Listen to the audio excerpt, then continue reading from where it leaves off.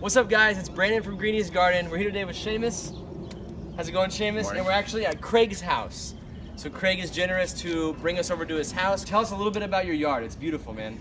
It's been a lot of work, that's for sure. But it hasn't been that long, actually. It's only been about a year and a half since I really started planting stuff. My friend Dustin actually gave me moringa seeds.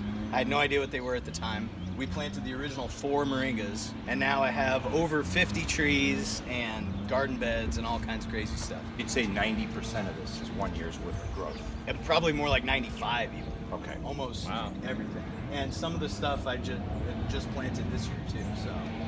Yeah, the only thing that was planted before last spring was the 4 moringas from seed, so. Now, how much mulch did you bring in? So over the last year and a half, we've brought 7 big truckloads, and it was 3 feet.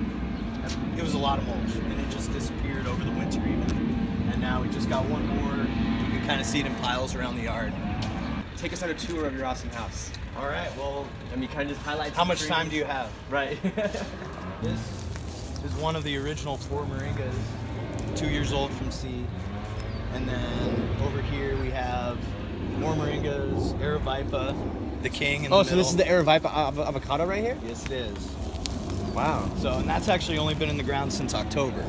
The feeling I'm getting right here is like just dense planting right now. Oh yeah. Everything's within 3 or 4 feet of each other. Let me ask you a couple questions regarding your mulch. Sure. Do you discriminate against oleand? No, I have never had. Do you have problems with cockroaches or scorpions? No, everything stays outside. In fact, I have fewer problems now because they're happier out here in the mulch anyways. Do you have issues with your animals eating the mulch and getting sick and dying? No, that has Okay. not happened, no. So if you had to do this all over again, you would do the same thing, again, in regards to the mulch? Absolutely. Okay. The only thing I would do differently is get a bigger yard. Fair. Right. We got the mangoes. Okay, mangoes, nice.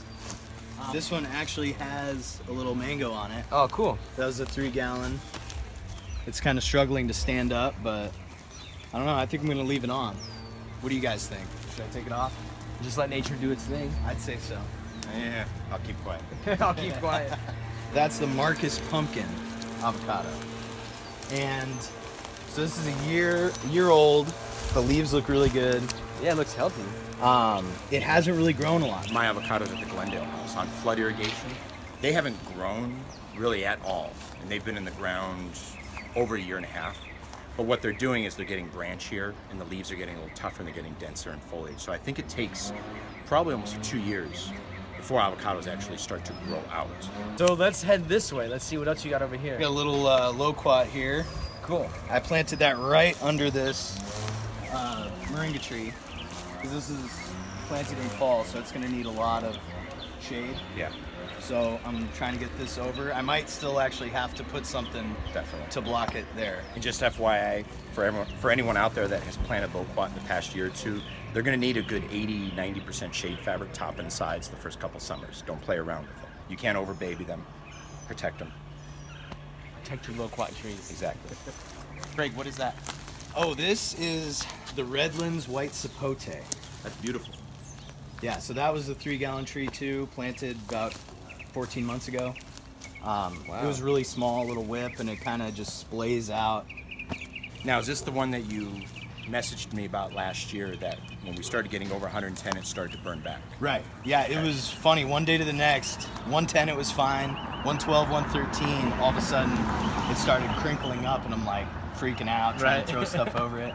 So then I basically put it in full shade, but then it was like late June to October, it just hung out and didn't do anything, and then started growing again in the fall. You understand the value of protecting young trees from our summer sun, that they cannot be protected too much. Right. So you've got overstory trees, the moringas, shading. You have stakes in the ground to provide shade fabric, and you have trunk protectors around the tree. So you're attacking it 3 different ways to make sure that they're going to be safe. And then you've got tons of mulch, Right. which hold in the water, produce some humidity, cut down on the radiated heat off the sidewalk and the street. Right. And that's why your yard looks the way it does, because your hard work that you're putting into it.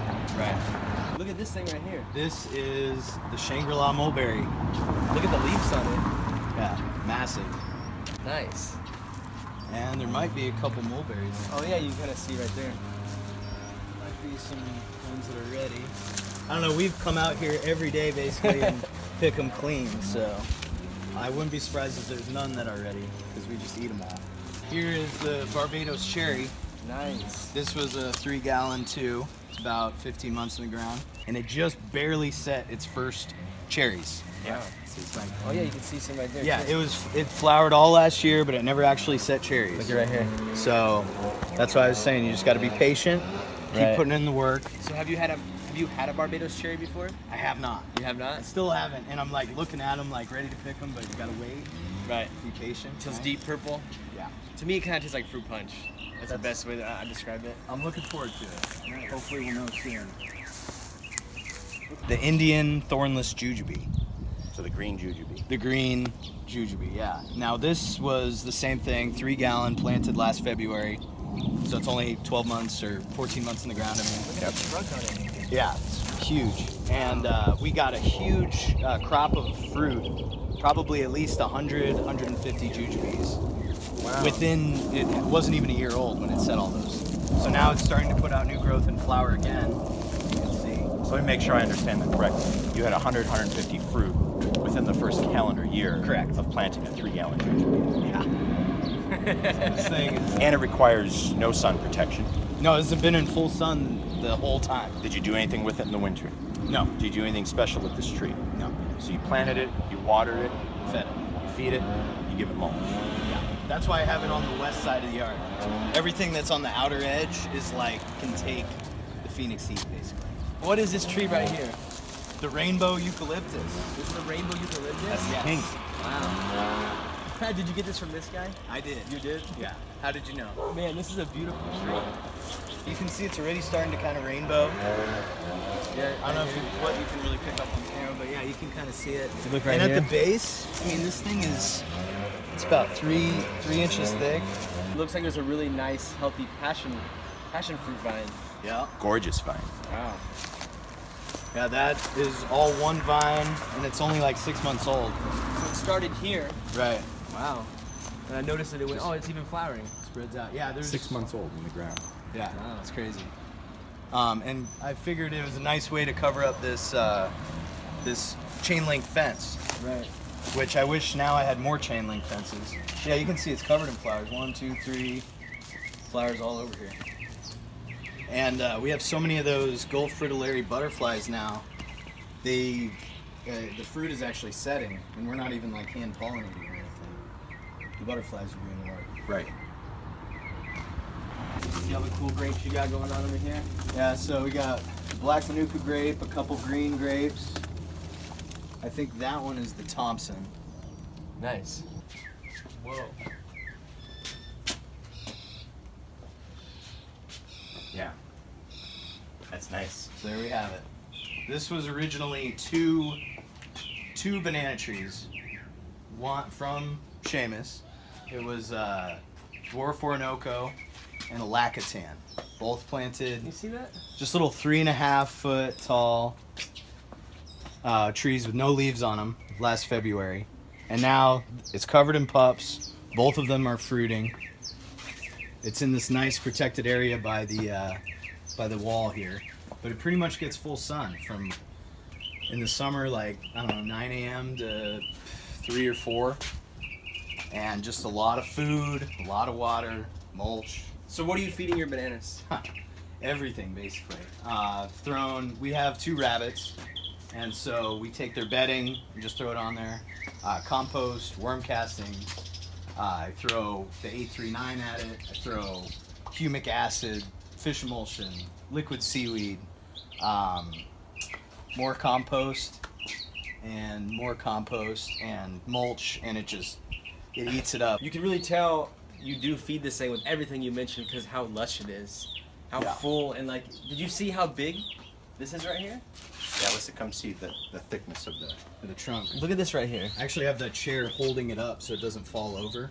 Very impressive, man. So the moral of the story is you cannot overfeed bananas in the growing season, spring through fall. That's what I've found. Yeah. And then what's this guy next to it?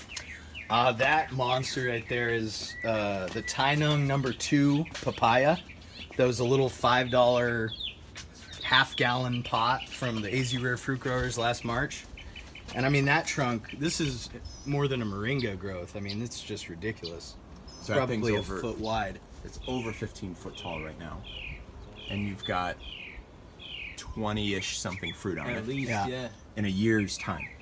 Yeah, that really blew my mind because I thought moringas grew fast, and then the way that just took off was insane. And then a couple baby mangoes and star fruit back here that are flowering. Those were just put in the ground actually a couple weeks ago. So they're kind of lopsided, but doing all right. You've got a nice yard. You've done a lot of work here. This is good.